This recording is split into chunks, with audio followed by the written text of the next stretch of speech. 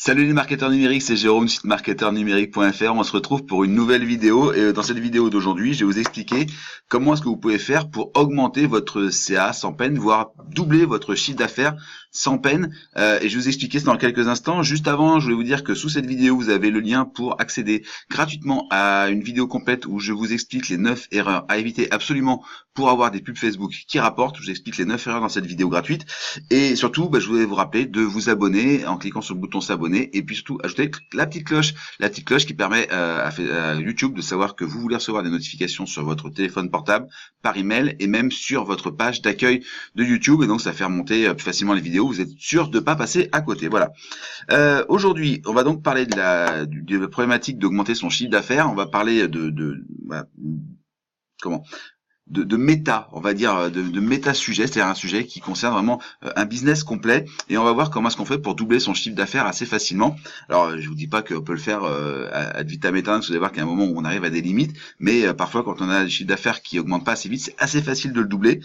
Et le problème, en fait, qu'est-ce qui fait que vous avez du mal à augmenter votre chiffre d'affaires, c'est que très souvent, vous essayez de vous concentrer sur un seul élément, en vous disant, si je veux doubler mon chiffre d'affaires, il faut absolument que je fasse 2 fois ça. Alors, en réalité, on va voir tout de suite que c'est absolument pas le cas. Il y a une formule qui permet de résumer tout ça, et je vais vous la montrer. Ça, j'en ai pas besoin pour l'instant, je reviendrai dessus tout à l'heure. C'est une formule qui explique qu'en fait, votre chiffre d'affaires, il est égal à votre nombre de leads, d'accord, donc le nombre de prospects, multiplié par votre taux de conversion, multiplié par votre panier moyen, multiplié par la fréquence des achats. Voilà. Ça veut dire quoi? On va le reprendre petit à petit. Ça veut dire que en gros, si vous doublez vos nombres de leads, d'accord, je fais ici 2 fois plus de leads, je vais avoir 2 fois plus de chiffre d'affaires. Pareil, je vais mettre un 2 ici. Si je double mon nombre de mon taux de conversion, pareil si je double mon panier moyen, pareil si je double ma fréquence, d'accord, d'achat. Donc ça, c'est exactement ce que font la plupart des gens, c'est-à-dire qu'ils vont se concentrer sur le fait de, par exemple, dire voilà, je veux doubler mon chiffre d'affaires, donc il faut que je double mon nombre de prospects. Ou alors, il faut que je double mon chiffre d'affaires, donc je vais doubler la fréquence, etc., etc. Et c'est exactement ça le problème. Le problème, c'est que si vous faites ça, en fait, vous allez vous concentrer sur un élément et doubler quelque chose, doubler par exemple votre taux de conversion. Si vous avez déjà un taux de conversion, je sais pas moi, de 10%, arriver à 20% de taux de conversion, ça va être vraiment très très très compliqué. Ça va vraiment être très difficile. Pareil, doubler la fréquence, si vous avez déjà un email par jour, vous allez faire quoi? La fréquence, vous allez faire 2 emails par jour, c'est pas possible, etc., etc. Enfin bref, on arrive très vite aux limites quand on essaie de prendre l'ensemble comme ça. Or, ce que je voulais vous montrer, c'est qu'il y a une formule, alors je vais pas vous donner la formule mathématique exacte, mais je vais vous montrer sur ça. Donc, par exemple, on va dire qu'on augmente de 1% un des leviers. Donc, par exemple, augmenter de 20%, c'est-à-dire multiplier par 1,2, d'accord? Si vous étiez à 1, vous passez à 1,2. On va multiplier par 1,2. On va monter le taux de conversion de 20%. On va monter ensuite le panier moyen de 20%. Et enfin, on va monter la fréquence de 20%. Et regardez ce qui s'est passé. 2,07, on n'a plus que doublé le chiffre d'affaires. C'est-à-dire qu'en fait, ce qu'il faut se dire, c'est que si ici vous faites plus 20%, si ici vous faites plus 20%, si ici vous faites plus 20%, et si ici enfin vous faites aussi plus 20%, et au final, là, vous aurez fait non pas plus 20%, mais fois 2. C'est comme ça que vous allez doubler facilement votre chiffre d'affaires. D'accord? Vous allez doubler votre chiffre d'affaires en faisant 20% sur chacun des éléments. Et vous voyez que là, d'un seul coup, c'est beaucoup plus accessible. Doubler votre panier moyen, 20% de panier moyen en plus. Moi, j'ai quelque chose de super simple. Si vous ne l'avez pas aujourd'hui, il faut absolument l'ajouter. Et ça va être mon type du jour, on va dire. Ici, vous pouvez par exemple ajouter sur votre page de vente ce qu'on appelle un order bump. On va appeler OB. Order. J'écris avec la souris, je suis désolé. Bump. Voilà, c'est très difficile avec la souris. Hop là, je suis vraiment pas doué pour écrire à la souris. Voilà. Order bump. Un order bump, c'est quoi? C'est simplement que sur votre page de vente, vous allez mettre par exemple une petite case à cocher en disant, eh bien très bien, aujourd'hui seulement, si vous achetez ce produit, vous cochez sur cette case, au lieu de payer mon produit 197 € maintenant, vous allez le payer sur cette page-là uniquement, par exemple 37 €. Voilà. Pardon, pas 37%, 37 €. Voilà, hop. Vous allez payer 37 euros. Voilà. Mais par contre, pour ça, il y a une case où il faut absolument cocher. Voilà. Et c'est maintenant, et c'est sur aucune autre page. Vous trouvez cette offre nulle part ailleurs. Cette offre-là, elle n'existe pas. Moi, je le fais très souvent, par exemple, en ajoutant, je le fais, alors, je vous donne un ordre d'idée. Il faut essayer de trouver des produits qui sont quand même relativement complémentaires. Mais par exemple, vous pouvez avoir une extension de garantie. D'accord? Par exemple, mes produits sont garantis 2 ans. Par contre, si vous ajoutez 37 euros aujourd'hui, eh ben, je vous fais une extension de garantie à 5 ans. Si vous cliquez sur le bouton, les vidéos qui sont normalement uniquement accessibles en streaming, vous allez pouvoir les télécharger. Ça vaut 37 euros. Si vous achetez ma formation sur le driver, eh bien pour 37 euros au lieu de 77 euros, vous pouvez avoir accès à ma formation sur la puissance. Voilà. Si vous achetez aujourd'hui 25 sachets de thé, je vous offre une infuseuse, d'accord, un truc à infuser le thé. Ça vaut normalement 97 euros. Aujourd'hui, ça en vaut 37, etc., etc. Bref, vous allez, ça c'est vraiment l'élément, on va dire, le plus facile. Cette zone-là, c'est souvent là où on va faire le plus de gains de productivité pour la plupart des entreprises, tout simplement parce que c'est quelque chose qu'on néglige assez souvent. Ici, vous allez l'order bump, et vous allez order bump, pardon, et vous allez avoir aussi, vous allez avoir les upsells.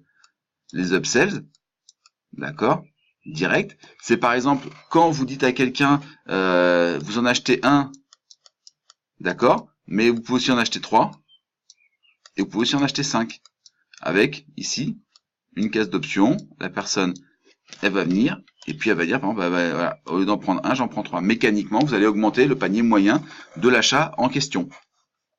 Voilà, des trucs comme ça, c'est relativement facile. La fréquence aussi, eh bien par exemple, c'est que au lieu d'envoyer effectivement un email par semaine, vous pouvez dire plus 20%, ça veut dire que vous allez envoyer alors 1/5 d'email par semaine. Alors ça veut dire quoi 1/5 d'email par semaine? Ça veut juste dire en fait que vous allez prendre 1/5 de votre base, on va dire un segment, et à ce segment-là, vous allez envoyer un email de plus par semaine. Voilà. Et en faisant ça, par exemple, en envoyant un email de plus à vos clients qu'à vos prospects, eh bien vous allez facilement augmenter votre fréquence de 20%. Le taux de conversion, c'est celui sur lequel c'est peut-être le plus compliqué parce que améliorer son taux de conversion, c'est vraiment un travail très très difficile. C'est souvent sur celui-là qu'on va buter. C'est le fait d'aller ensuite faire de l'amélioration de page, des A/B tests, etc. Et puis les leads, c'est peut-être le plus simple. Si aujourd'hui vous avez, on va dire, si vous avez 1000 leads, d'accord, vous avez 1000 adresses dans votre base de données, vous en avez 1200. Et hop, automatiquement, si c'est la même qualité, eh bien, vous allez avoir plus de 20% de leads, donc plus de 20% de chiffre d'affaires. Donc, vous voyez que c'est relativement facile d'arriver à augmenter chacun des éléments. Alors là, je vous ai dit pour faire x2, mais si on fait juste 10%, d'accord? Alors, 10%, c'est encore plus facile à atteindre. Ça fait ça. Ça fait 1,46. C'est-à-dire que vous avez, en augmentant chacun des leviers de 10%, vous avez quasiment augmenté votre CA de 50%. D'accord? Vous avez augmenté de la moitié du CA en plus. Donc, si vous gagnez 10 000 euros à un instant T, vous allez gagner 15 000 euros en faisant des améliorations de juste 10% sur chacun de ces éléments. Donc, vous voyez que c'est le genre de choses sur lesquelles on va très facilement trouver des réponses. Et encore une fois, il y a des solutions qui existent très simples qui permettent de maximiser certains de ces éléments. On va dire... augmenter son panier moyen de l'ordre de 20%, honnêtement, dans la plupart des sites que j'ai vus, c'est quelque chose, mais qui est d'une simplicité extrême. Aujourd'hui, ça, vous ajoutez un order bump dans une petite case à cocher et vous proposez non pas un produit, mais 3 ou 4 ou 5 produits ou des lots supplémentaires, etc., ou même des upsells après, donc on va dire des upsells après dans le tunnel, d'accord, postérieur, post-achat, d'accord. Donc par exemple, on en a parlé dans d'autres vidéos, le fait d'avoir de proposer un produit à 4 fois plus cher sur l'étape d'après du tunnel, ça va suffire à augmenter de ça. On a vu qu'il y avait à peu près 10% des gens qui étaient d'accord pour prendre, enfin, il y a 20% des gens qui sont prêts à prendre un produit 4 fois plus cher, donc 1/5 de 4 fois plus. Donc ça fait 400 divisé par 5, 5 fois 8, 40. Ça fait beaucoup, ça fait 80% en plus en fait à chaque étape. Donc en fait ici, juste le fait d'avoir des upsells derrière, ça va vous faire augmenter le chiffre d'affaires. Le fait d'avoir un order bump, ça va vous faire augmenter le chiffre d'affaires, etc., etc. Très souvent, l'erreur la plus fréquente, hop là, dans sur les entreprises que je vois, sur les sites que je vois, c'est que ici, cette valeur-là est très très très loin d'être optimisée. Et c'est vraiment dommage que c'est peut-être la plus facile, mais les gens vont se concentrer sur ça énormément, sur ça parfois, et sur ça, quand ils ont les moyens. Quand ils n'ont pas les moyens, ils vont dire, ça je peux pas parce que je vois pas comment je peux doubler mon nombre de leads, par exemple, pour doubler mon CA, donc ils vont oublier. Ça, ils disent, voilà, on va faire des tests d'optimisation, on va tester des offres, etc. Donc ça, souvent, ça c'est fait. Ça, on va dire, envoyer plus d'emails, et ça c'est fait aussi. Mais très souvent, juste ça, ici, le fait de prendre cette variable-là, le panier moyen, et de dire, j'ai augmenté mon panier moyen de 20% pour réussir à augmenter mon chiffre d'affaires d'autant, ça fait vraiment partie des éléments qui sont très très simples à mettre en place et où il y a toujours énormément d'optimisation à faire. Voilà. Donc c'était ce que je voulais vous montrer aujourd'hui. Je voulais vous montrer cette formule qui permet de vraiment résumer ce que c'est que le chiffre d'affaires. C'est important d'avoir cette formule en tête pour vraiment comprendre exactement sur quel levier vous pouvez agir. C'est-à-dire que là maintenant, ce que je vais vous dire de faire, c'est de vous dire parmi ces 4 leviers, sur lequel vous pensez que vous avez le plus de possibilités d'augmenter de 20% en premier. Et vous prenez par exemple, alors moi je vous conseille de regarder celui-là d'abord, le panier moyen, et vous dites ok, mon panier moyen, est-ce que j'ai un order bump sur ma page de commande? Oui ou non. Si vous l'avez pas, vous l'ajoutez. Si vous avez la possibilité de faire des upsells parce que vous vendez des produits qui peuvent s'acheter à l'unité, mais aussi par plusieurs unités, il faut le proposer aussi. Proposer l'achat de unité de 3. Alors c'est en règle générale le bon chiffre de ce que j'avais eu. Alors moi je suis moins dans le physique que dans la formation, mais c'est 1, 2, 3, 5. 1, 2, 3, 5 c'est pas mal. Sinon c'est 1, 2, 4 et 6. Moi je suis plus sur les nombres pairs. Je sais pas pourquoi les nombres impairs, donc plutôt sur celui-là. Mais voilà, donc vous pouvez avoir 1, 2, 3, 5. Donc en fait il faudra avoir ici le x2. D'accord, hop là. Et vous savez, très souvent on va se retrouver avec des systèmes où vous allez avoir ici un encadré sur celui-là avec marqué best value ou un truc comme ça, enfin bref, qu'il met un peu en avant pour expliquer aux gens que c'est ce qu'il faut qu'ils achètent le plus, voilà, qu'il faut qu'ils achètent, c'est le meilleur rapport qualité-prix par exemple, ou le meilleur rapport prix dépensé et quantité reçue. Voilà, bon ça vous pouvez le faire, et puis aussi ensuite après vous dire voilà, post-achat, est-ce que après l'achat j'ai des upsells? Est-ce que quand j'ai vendu mes sachets de thé, d'ailleurs est-ce que je propose une théière design à 297 € ou pas? Est-ce que quand j'ai vendu ma prestation de je sais pas moi de création de logo, est-ce que je propose derrière dans le funnel le fait de pouvoir acheter les fichiers, comment ça s'appelle, les fichiers sources au format Photoshop ou Illustrator pour pouvoir les réutiliser plus tard? Est-ce que je propose de décliner mon logo sur tel ou tel truc? Est-ce que quand j'ai vendu ma séance de massage, est-ce que je propose aussi peut-être je sais pas moi une séance pour monsieur, ou est-ce que je propose en upsell la version bain avec les huiles essentielles? Enfin je sais pas, on peut tout imaginer à ce niveau-là qui permettent de faire ça. Donc moi je vous conseille d'abord de regarder ça, et puis après de vous demander aussi comment est-ce que vous pouvez plus fréquemment écrire aux personnes sans leur prendre la tête? Et encore une fois, on en reparlera certainement dans des vidéos, mais il y a le fait de poser certains jalons permet vraiment, comme un calendrier, permet vraiment d'avoir ça. Est-ce que je peux augmenter mon nombre de leads? Est-ce que j'ai les moyens d'augmenter mon budget? Est-ce qu'aujourd'hui je dépense 100 pour avoir mes 1000 leads? Est-ce que je peux pas dépenser 120 aujourd'hui pour avoir mes 1200 leads? D'accord. Et puis ici mon taux de conversion, qu'est-ce que je peux faire pour augmenter mon taux de conversion? Est-ce que j'envoie bien les gens faire des pages de vente? Est-ce que mes pages de vente soient optimisées, mes titres, mes couleurs, mes trucs, mes machins? Est-ce que c'est propre? Est-ce que c'est clean? Est-ce que je peux pas demander à quelqu'un aussi ici de venir intervenir, me faire peut-être, je sais pas moi, un audit de mes pages, dire voilà, votre page elle vend pas, moi j'achèterai pas dessus parce que ceci, parce que cela. Tout ça c'est des choses qu'on peut faire assez facilement, et vous voyez que tout ça, une fois qu'on se dit que l'objectif c'est pas de doubler, mais de faire peut-être plus 10 ou plus 20%, finalement, c'est beaucoup plus facile de trouver des solutions.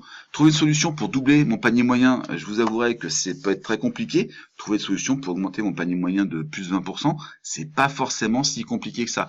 Et en plus, l'avantage de ces systèmes-là, avec les order bump, les upsells post-achat, c'est que vous n'avez pas d'effet entre le taux de conversion et le panier moyen. Parce que très souvent, qu'est-ce qu'on se dit? Qu'est-ce que je vais faire? Je vais augmenter mon prix de vente. C'est-à-dire que ce que je vendais pour 50 €, pour faire plus 20, je vais le vendre 60. D'accord? Sauf que ça marche pas. Parce que si vous augmentez votre prix d'achat de 20%, ce qui va se passer, c'est que votre taux de conversion, lui, va baisser. Si vous augmentez ici, lui, il va baisser. Là. Et ça, vous allez vous retrouver, c'est-à-dire que ce qui va se passer ici va être annulé par là. Voire pire, vous allez plus baisser ici que vous allez augmenter là. C'est ce qu'on appelle l'élasticité des prix, et c'est voilà, c'est un concept qu'il faut quand même savoir. C'est basique, mais quand on augmente un prix, il y a moins de gens qui achètent, et sur certains produits, le fait d'augmenter le prix de une unité va faire baisser la conversion de plus de une unité. Voilà.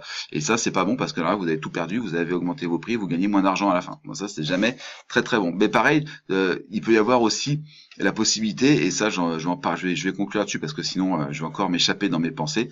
Et vous avez peut-être aussi la possibilité de prendre des problèmes en bloc et de vous dire, est-ce que je peux maximiser ma variable C fois M, donc taux de conversion fois panier moyen. Et là, par exemple, vous allez pouvoir tester des prix, essayer des offres à différents prix, essayer de voir ce qui vous rapporte le plus en termes de chiffre d'affaires quand vous changez un prix. Parfois, vous dites, ok, je vais tester un prix à 97 et un prix à 77, et vous regardez combien ça vous rapporte. Si à 100 euros, on va prendre des chiffres ronds parce que c'est plus facile.